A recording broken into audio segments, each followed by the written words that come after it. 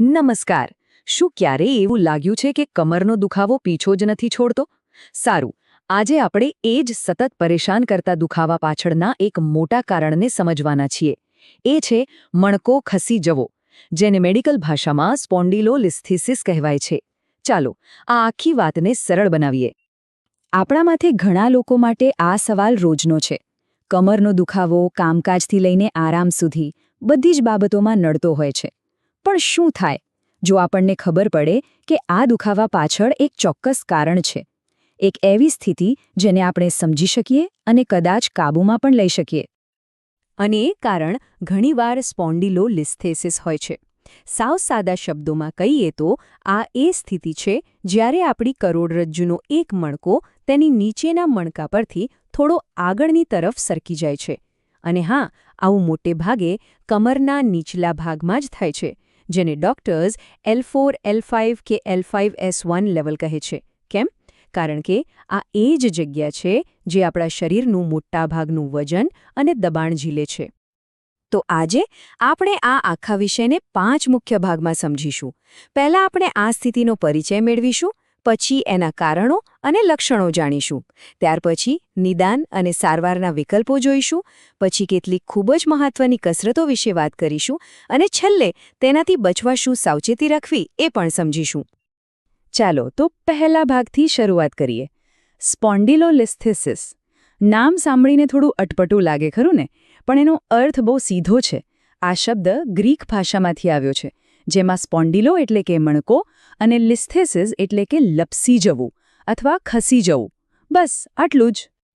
તો ખરી સમસ્યા ત્યારે શરૂ થાય છે જ્યારે આ ખસી ગયેલો મણકો કરોડરજ્જુમાંથી પસાર થતી ચેતાતંતુઓ એટલે કે નસો પર દબાણ કરવાનું શરૂ કરે છે.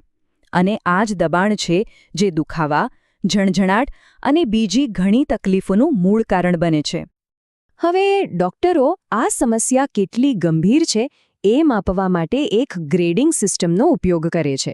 ગ્રેડ 1 એટલે કે 25% કરતાં ઓછું સ્લિપેજ, જે સૌથી હળવું ગણાય, અને ગ્રેડ 4 એટલે કે લગભગ પૂરેપૂરો મણકો ખસી ગયો હોય.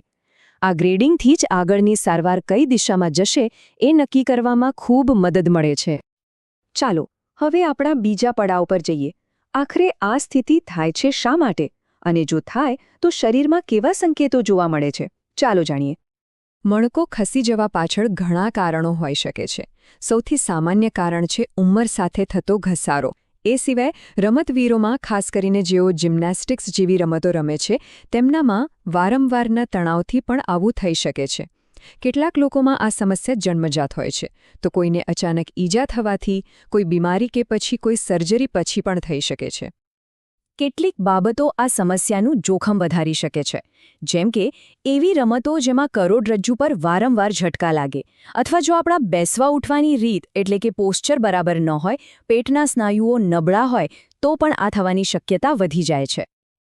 અને જો લક્ષણોની વાત કરીએ તો સૌથી પહેલું અને મુખ્ય લક્ષણ છે કમરમાં સતત રહેતો દુખાવો.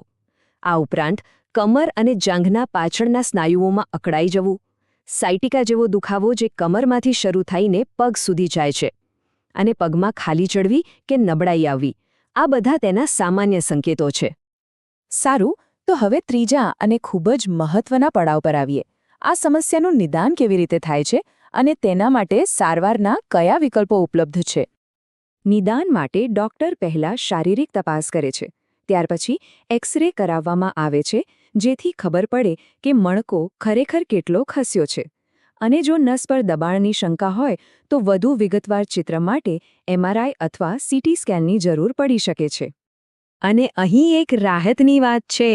મોટાભાગના કિસ્સાઓમાં સર્જરીની જરૂર નથી પડતી. મુખ્ય સારવાર બિનસર્જિકલ પદ્ધતિઓ પર આધાર રાખે છે, જેમાં ફિઝિયોથેરાપીનો ફાળો સૌથી મોટો છે. સર્જરીનો વિકલ્પ ફક્ત એવા ગંભીર કેસો માટે રાખવામાં આવે છે જ્યાં નસ પર ખૂબ જ વધારે દબાણ હોય અથવા બીજી કોઈ સારવાર કામ ન કરી રહી હોય. અને આ જ વાત આપણને આપણા ચોથા અને સૌથી અગત્યના પડાવ પર લઈ આવે છે, ફિઝિયોથેરાપી. ચાલો કેટલીક એવી કસરતો જોઈએ જે કરોડરજ્જુને સ્થિરતા આપવા અને દુખાવો ઓછો કરવા માટે એકદમ જાદુઈ ટૂલકીટ જેવું કામ કરે છે. પહેલી કસરત છે કેટ કાઉ સ્ટ્રેચ. આ એક ખૂબ જ હળવી અને અસરકારક કસરત છે. એ કરોડરજ્જુને ધીમે ધીમે ગતિશીલ બનાવે છે અને જકડાઈ ગયેલા સ્નાયુઓને આરામ આપે છે. શ્વાસ લેતી વખતે ગાયની જેમ અને શ્વાસ છોડતી વખતે બિલાડીની જેમ કમરને વાળવાથી ખૂબ રાહત મળે છે. બીજી કસરત છે ડબલ ની ટુ ચેસ્ટ સ્ટ્રેચ. આ સ્ટ્રેચ ખાસ કરીને નીચલી કમરના તણાવને ઓછો કરવા માટે ખૂબ જ ફાયદાકારક છે. બસ સીધા સૂઈને બંને ઘૂંટણને છાતી તરફ ખેંચવાના છે. આનાથી નિતંબના સ્નાયુઓ પણ ખેંચાય છે. ત્રીજી કસરત છે હેમસ્ટ્રિંગ સ્ટ્રેચ. ઘણીવાર આપણા જાંઘના પાછળના સ્નાયુઓ એટલે કે હેમસ્ટ્રિંગ્સ ખૂબ જ ટાઈટ હોય છે અને જ્યારે આવું થાય ત્યારે તે કમર પર વધારાનું દબાણ નાખે છે. આ સ્ટ્રેચ એ દબાણને ઘટાડવામાં મદદ કરે છે. અને ચોથી બ્રિજ કસરત. આ એક જ કસરત પેટ, નિતંબ અને પીઠના સ્નાયુઓને એકસાથે મજબૂત બનાવે છે. અને યાદ રાખો, આ સ્નાયુઓ જેટલા મજબૂત હશે, કરોડરજ્જુને એટલો જ સારો ટેકો મળશે. પણ અહીં એક ખૂબ જ જરૂરી વાત.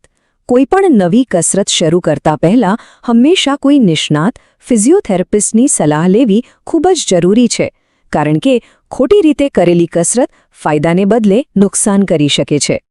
અને હવે આપણે આપણા અંતિમ પડાવ પર પહોંચી ગયા છીએ. અહીં આપણે એ વાત કરીશું કે લાંબા સમય સુધી કરોડરજ્જુને સ્વસ્થ રાખવા માટે શું કરી શકાય. તો કરોડરજ્જુને તંદુરસ્ત રાખવા માટે કેટલીક સરળ આદતો અપનાવી શકાય છે.